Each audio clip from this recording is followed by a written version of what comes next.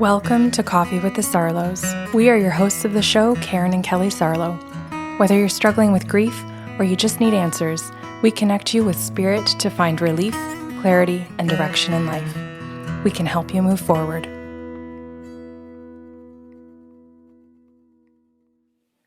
Good morning, Kelly. Good morning. I have a story today about a gentleman that comes for a session, and I'm going to randomly pick a name for him, and I'm going to call him Rodger. And he starts off his session and says to me, I'm in therapy, and my therapist has suggested that I see you, and that I am stuck in therapy. So we know I'm stuck at something. We've been working at trying to blow past it, but I'm not supposed to tell you what it is. So she's just told me that I can come and see you and tell you that, and that I am to record it, and that I'm to bring it back to her so she can listen to it.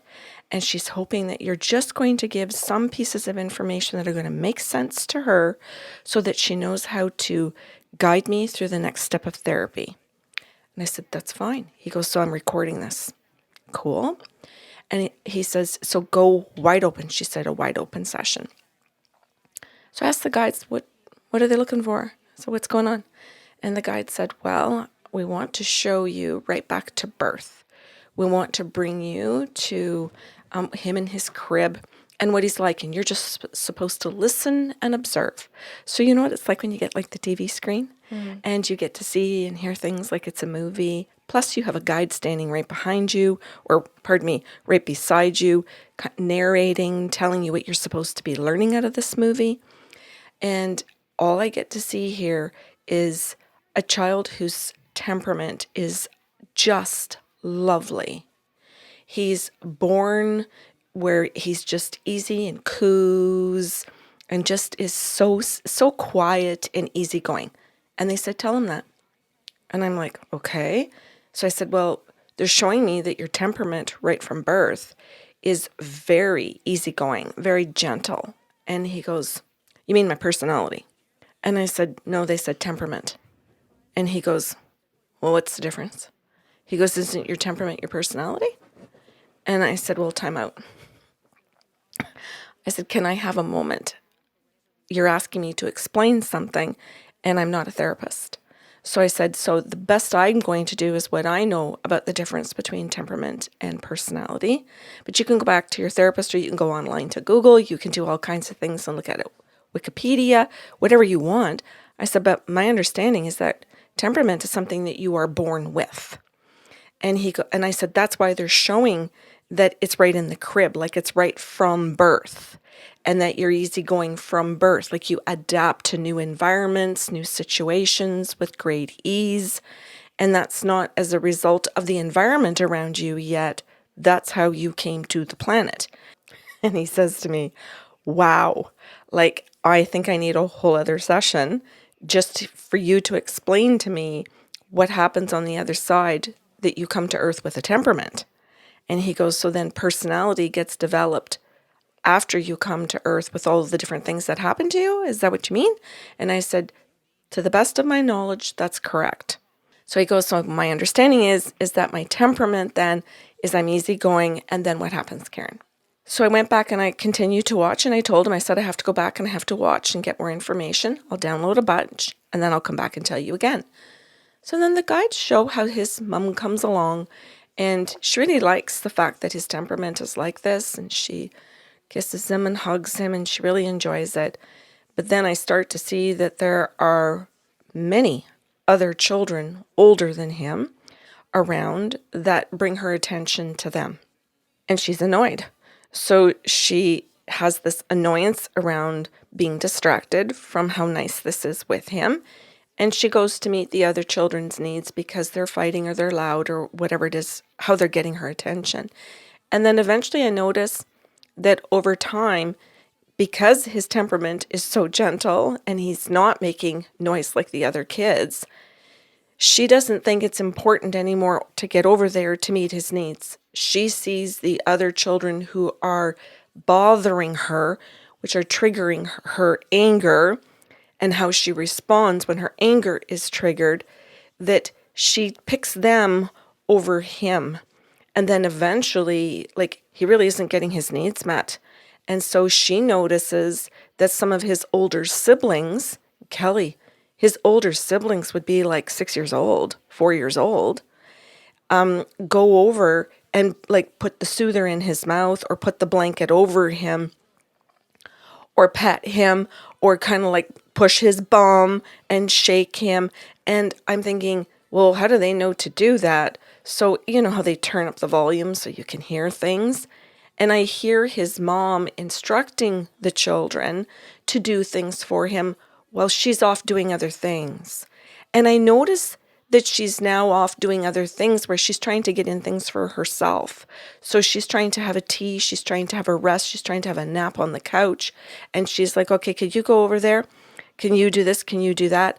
And so you literally see that as he ages, and again, through watching what we would call the TV screens, you see him getting bigger and bigger. You see siblings raising siblings. And then I see that after him, I see other children coming along. So I said, Rodger, I said, you have a huge family. And he goes, I do. And I said, you are in the middle. You are somewhere in the middle there. And I said, as you grow, and as the guides are showing this, children younger than you and older than you get more attention than you because you have the most easygoing of the personalities in a very large family. And he goes, I would say that's very true, Karen. He says, and I would say that's true to this very day as well. And he goes, could you continue? This is actually helpful, and I'll explain why later. And I said, no worries. So I asked the guides, what else do you want to tell him? And they said, well, we want you to see how he plays and what happens around play. So I get to see where him and his siblings, I get to see where his siblings are all going to run outside and say, play on their bikes and go for a bike ride, or go out into the backyard and play with each other and neighborhood friends type of thing. And I watch the siblings invite each other to go play outside. Hey, the neighborhood kids are coming over. We're all going to play baseball. Do you want to come? But I don't see him being invited. I see where all of the other kids kind of go outside and play, and then he pops up and kind of looks around and sees, oh, everybody's moving. What's going on? They're getting up, they're running, they're getting excited. Oh, I see them putting their coat and their boots on, or, running shoes. So he jumps up and he goes. And the guides say to me, he happens to be there. He happens. And I'm like, okay, but they're purposely stressing the word happens. And I said, okay, what are you wanting him to know about that? Well, he's never invited. He's not thought of.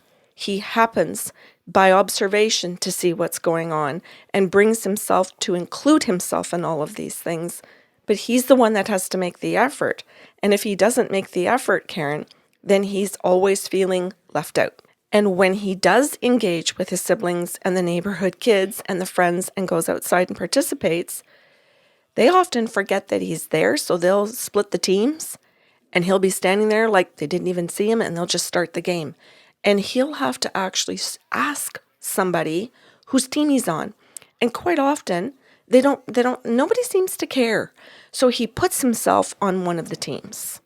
And the guides explain and use the word, he accidentally happens upon events. And I'm like, he accidentally happens? I said, what the hell? And they said, you're going to explain it and we want you to use those two words, because it's going to explain some things. Go ahead, tell him. And so I'm a little bit lost in that point. I do understand what I'm supposed to say, but I don't know how it's supposed to play out in his current life. So I tell Rodger all of that, Kelly, and he says to me, oh God, he goes, you're totally explaining to me how I currently feel and what's going on in my life and what brought me to therapy. And he says, could you just continue? He says, I could give you so many validations, Karen. And he says, but I think I'm just going to do what the guides have said or what the therapist asked me to do, and be a listener and let you keep doing this. I said, okay. And the guides say to me, he thinks he has social anxiety. And Kelly, I had to take a pause and sit there and go, social anxiety. And then I'm thinking about this whole situation where he's never included, where he never feels a part of anything, where he has to join on his own. Could you imagine going to a volleyball game? I know you play volleyball. Imagine going and seeing two teams and not knowing which team you're on. Mm. The amount of anxiety you would have whether you're even supposed to go when you know that there's a game. And so I said to him about the social anxiety. I said, is that correct? The guides are saying that you think you have it. And he goes, yes. He goes, absolutely I do. It's a huge issue in my marriage. He goes, because my wife wants us to be involved with her friends. She has no social anxiety. She does not have a family like mine, but she's trying to understand where I come from. So she heard the term social anxiety, and she really believes that I have it. So she's asked me to go to therapy over it because it's affecting our relationship. Mm-hmm. And he says, I really love my wife and I don't want to lose my marriage. And he says, so I'm more than willing to go. And he said, and I'm looking to see what's going on in my life and why I behave the way I do. And that's not her responsibility to do those things for me. So I'm trying to show up. He says, so I'm in therapy and I'm trying to show up, but my therapist is trying to figure out why I have social anxiety.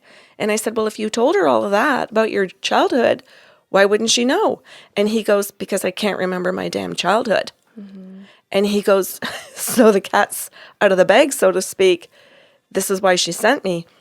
I'm coming to therapy saying I have social anxiety, and I'm talking about my current feelings, and I'm talking about the current ways that I'm going through things, but I'm really struggling with the way that I'm expressing myself.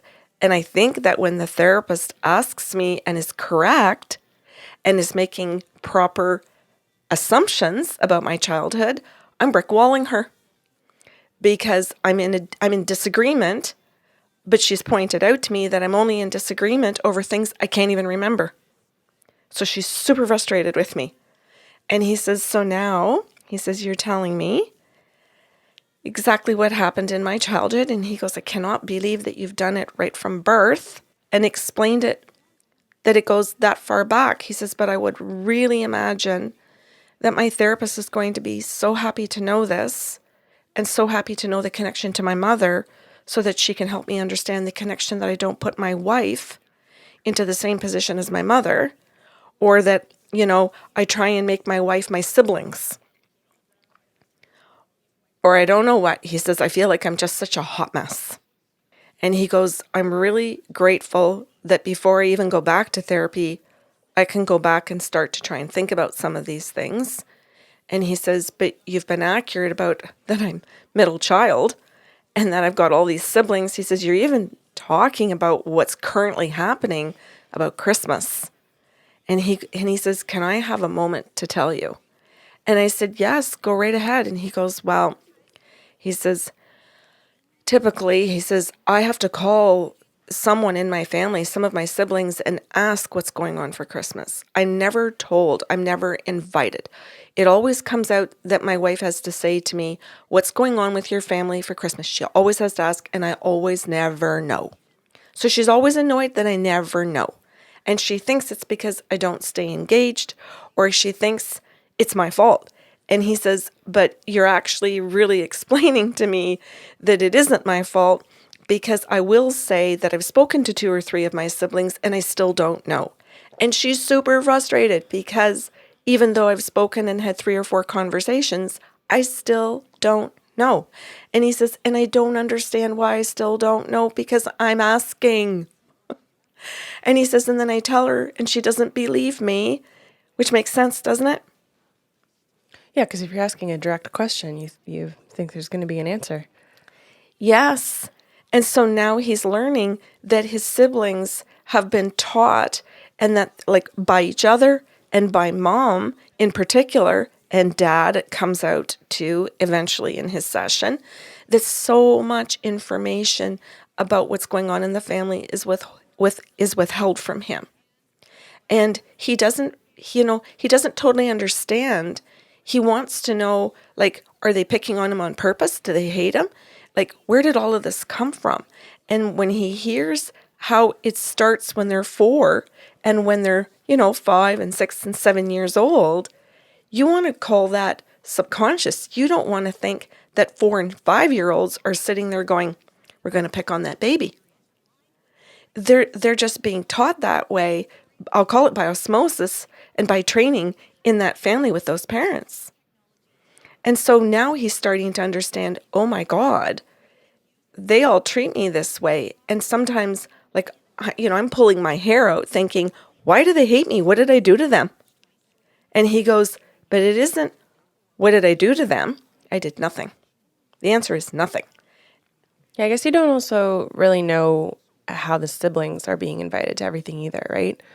It could be that the oldest child of all of these children decided I'm going to play baseball and getting on my bike, and the next youngest was just like, well, I'm following you, and maybe didn't get invited either. And maybe the third one down was also like, well, where are you guys going? And followed, right? Like no one might have had a direct invitation to anything. And they might all be struggling with the exact same thing that he is, but they're all suffering alone potentially. Yeah, and this very much, Kelly, comes up in questions that he asks the spirit guides, and in an attempt to understand intention. And if it's purposefully done, is it currently purposefully done? Is it such a deep pattern within the family that it was subconscious at first? Is it conscious now? Like, he really asks the spirit guides. And I want to say the answer in that regard was that at the very beginning, it is completely subconscious. It is completely, this is the way they're trained, but it's also some of the stuff that you just said.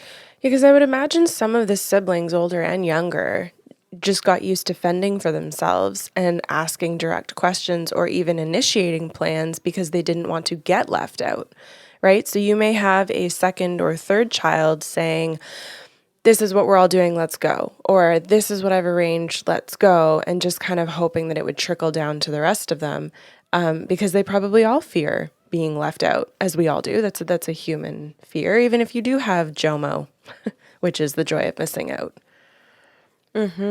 Thank you for explaining that so that people can understand the other children's perspective, because I'm really trying to tell the story from Rodger's. In his session, we had a really good discussion around what it would have been like for his siblings in their own levels of confusion. But that was just a human conversation between the two of us at one point. We're asked for a timeout to say, hey, can we discuss this just for a second? Some of this is just my own opinion. And he went, yep, that's fine. And then I would say, okay, I'm going back into the channeling and I'm asking the guides. Or he might say to me, can you stop giving me your opinion right now? Can you ask the guides for me what my sibling is saying about that? And that was really good, because he would say something to me like, can you ask my second oldest sister, the second oldest girl in the family, because she is the one that organizes all the Christmas dinners, all the... Exactly. Second oldest. Probably got so fearful of being left out from the oldest that they started taking initiative and started leading the family. Yeah. And he goes, okay, I think my therapist can help me with this, because there probably is dynamics as to what goes on in the order in a family. 100%. Yeah. Okay. When there's some level of dysfunction and unhealthiness with the parents, based on whatever that is, right? And the dysfunction of the parents could simply be that there were too many fucking children and mom was tired, right? Like, where it's not actually a conscious, I want to fuck up my children. I, don't want to be there for them. It could simply be the times, the access to birth control, the access to resources, where it's just like, I am tired. Please let me sleep and take care of your brother because we need to be a unit. Okay. And the intention is actually to love and care for, but she needed a village, and the village just happened to be her fucking children. Okay, bingo. So that was the next part of his session, actually. He asked eventually Kelly about his mom and her intention. And she's meeting his needs in the crib and is happy with his temperament, and then realizes, oh my God, I have an opportunity to meet a little bit of my own. Like, she wanted to be there in the beginning. And then she helped siblings help him. Like, I don't see any desire to neglect. That is the spot on answer when he asks the spirit guides what her intent was. She was trying to find balance. That's exactly what it was. And he wanted to know all of the contributing factors that pushed her from that loving mom that looked at him and went, oh my God, one with ease. I could love this one so much. And really wanted to lean into that in that moment with that child. And then went the opposite direction. And those were some of the answers, as well as a husband who Had to provide for all of these fucking children? yes, and I want to say something about the dad. He wanted to love them too. Right. He had full intention to have a family where he really wanted to love his wife and his kids. But because there were religious beliefs around birth control, a society that said it was taboo to have a condom, to have any kind of birth control, he felt pressured by his religious community where he went to these events and there were big families, and the bigger the family, the better. He felt so stressed because his career didn't afford that kind of an income to have an endless amount of children. What does? Oh, I have no idea Like, what does. really? Yeah. Yeah. It's sad because you think, like, sounds like they loved each other.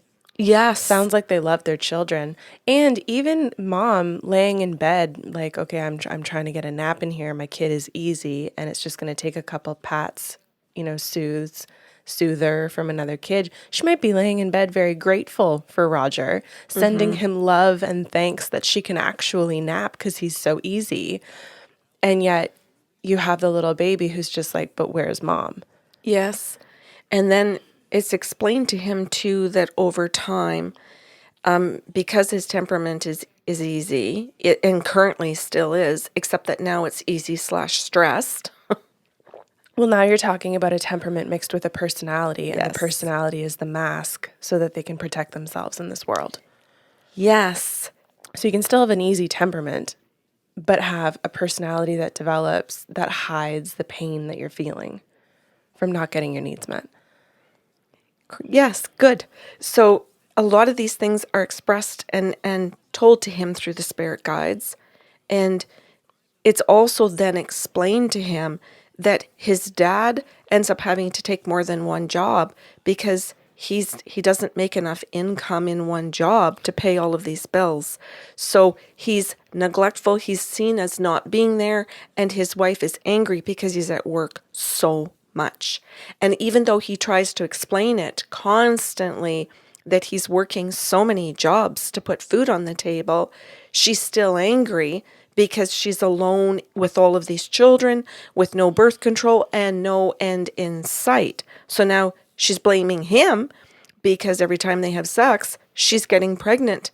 They just don't know what to do with this mess because they don't see leaving the religion or shutting down society's beliefs as an option. So there's more than the family in the house. And remember, too, there was a time, I'm going to kick myself for saying this. The time has come back around in some states where medical practitioners didn't take care of you if you weren't following religious practices. Yes. So even if they looked at each other and said, honey, I love you, let's make sure we're not getting pregnant, whatever that means, in terms of options, a doctor might look at her and be like, I can't help you. I won't help you because this is against my religion. Because you're only 30 or you're only 28, but you've already got 8 kids. Mm-hmm.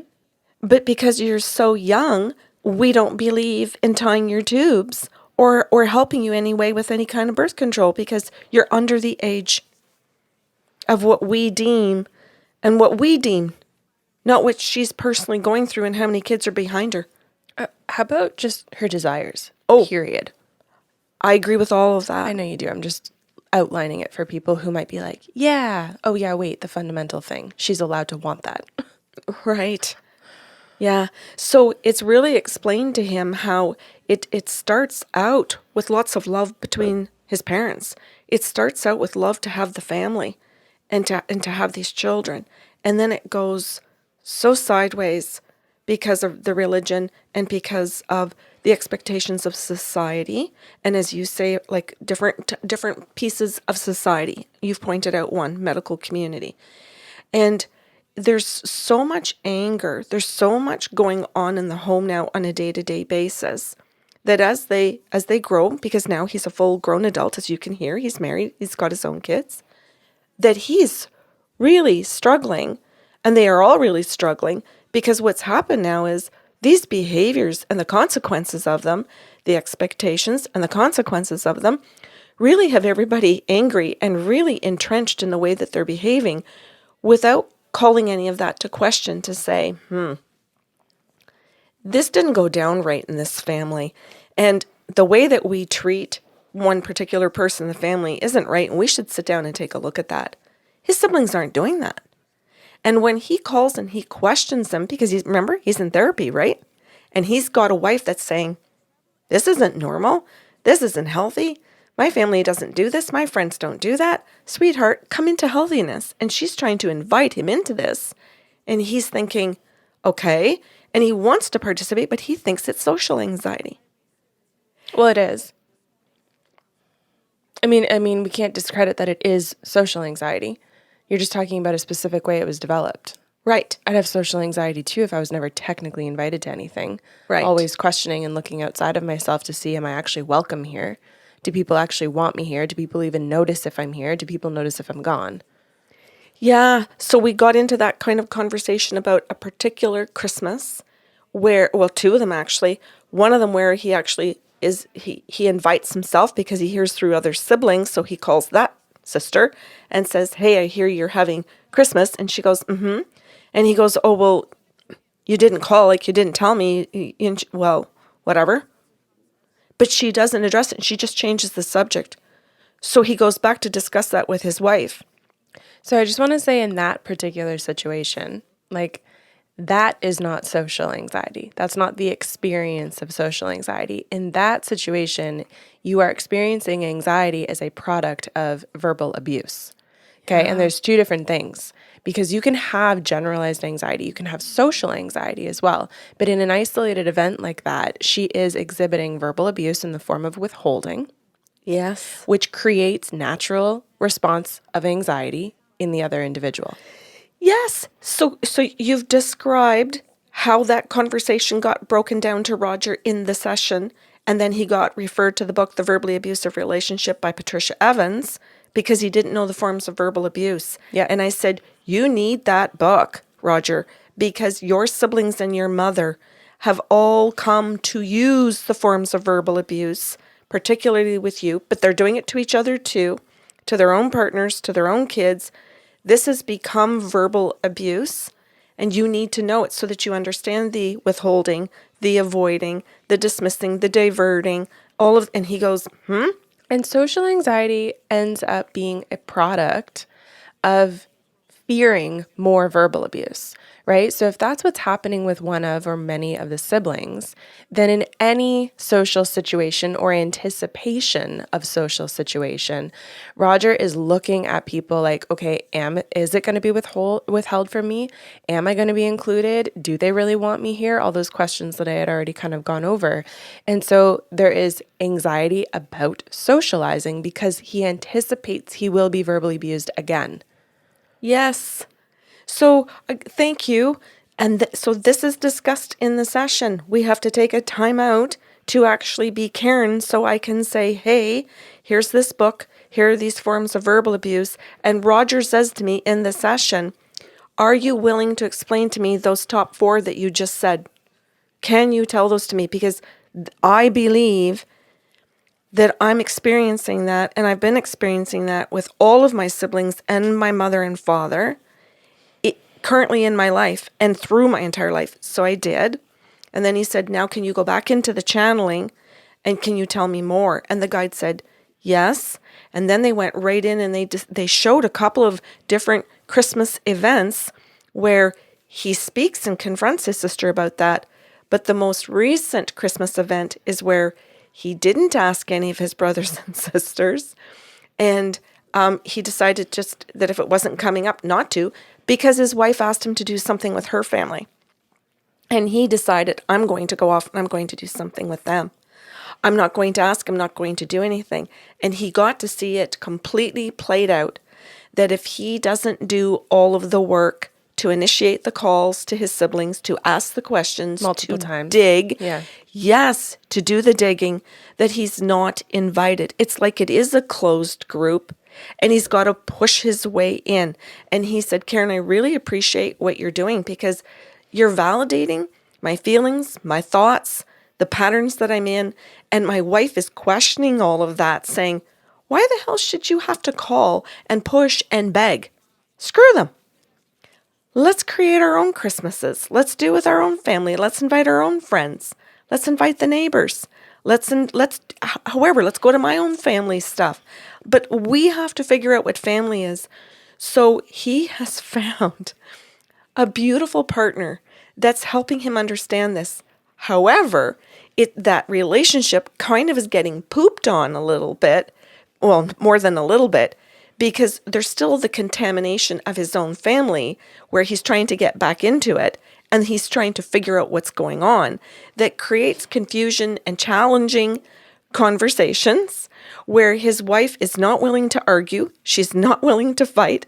She's willing to speak to him calmly and rationally and invite him to the table to create a new family. He says, I found gold with this woman. And he said, I'm in therapy because I recognize I've got gold. I recognize that she's bringing me to healthier relationships. He says, when I go off with my wife and we create our own Christmas, I'm so much happier than when I tried to fight to get back into the one with my family. And he says, but there's a part of me, he says, and I don't know if the word is grieving or not. He says, I don't know what I'm doing. He says, but am I grieving it, Karen? He says, can you actually grieve people who didn't want you to begin with? You have to. Or that's another block that your therapist is going to send you back to Karen for. Yes. And so he gets this answer and he goes, okay, that's going to be for another session. And he goes, with you. And he goes, and that's probably going to be many sessions with my therapist. That's good to recognize that it's not going to be a one and done. Yes. Because grief is not a one and done. Yes. Oh my goodness. That's a gold statement, Kelly. So he thanks me because we're getting to the end of the session. He had booked like a 90-minute session. This took us a long time. And I'm pointing out the duration was 90 minutes on purpose because he chose to show up and say, okay, my therapist said go open and there's lots of issues and blocks and I don't really know how much time she's going to need. But he said, I thought, if I give you 30 minutes, am I really being true to myself that I'm actually here to figure it out? So he says, I went online. He says, I looked at your website. I saw, and he says, I just looked for whatever max amount I could take. And he said, I just saw that you had a 90-minute session. That was the most. He says, and I booked it. I didn't care what it cost. And he said, because if I think about how much money I'm spending per session in therapy, and he said, the fact that I keep showing up and I keep blocking my own therapist with my own freaking attitude. And he says, my unwillingness to see certain things and my inability to recall my childhood. Time out. I hope people can rewind this and hear that Rodger was willing to go to therapy, wanted to go to therapy, knows that he hit gold with his wife and wants to work hard, and is still capable of running into the kinds of blocks that he has run into. Mm-hmm. Still willing to brick wall someone when he wants to go to therapy to help himself. Mm-hmm. I think this is a really important moment in the session because I think people can sometimes think like, well, once I'm willing, everything's going to be easier and I want to be here. So obviously we're going to work through things. It's like, no, we're still going to run into a kind of resistance that we all have within ourselves to want to avoid something, to want to deny something, to want to run from something, right? So there are still blocks, even when we have the best of intentions, and we still need help through them. Yeah. And that doesn't mean you're a failure, and that doesn't mean you suck at it. It just means that you're in the process. Kelly, I'm also so grateful that we get to have these gifts where we get to watch a baby, how many decades ago and see how it was raised, how it was nurtured or not, but also to know that the spirit guides are there for him to answer the questions. We have access to his mom's spirit guides, his dad's, and his siblings so that we understand intention. We understand the training that got involved versus their personalities. Because when he dove into asking those questions, we need to go directly to each person's soul to understand what they were going through at that time and currently. Yeah, to know what was personal and what wasn't.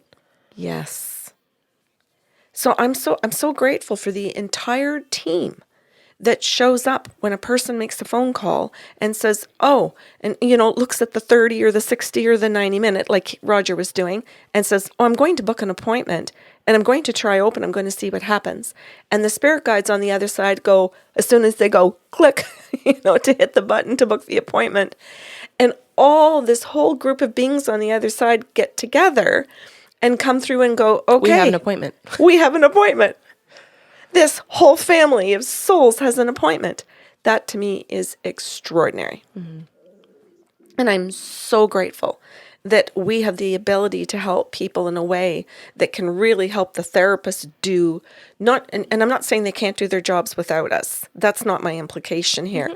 Mm-hmm. But perhaps that we get to give them a little piece so that the therapist goes, okay, I know what to do with that. Or just feel validated in it, right? Yes.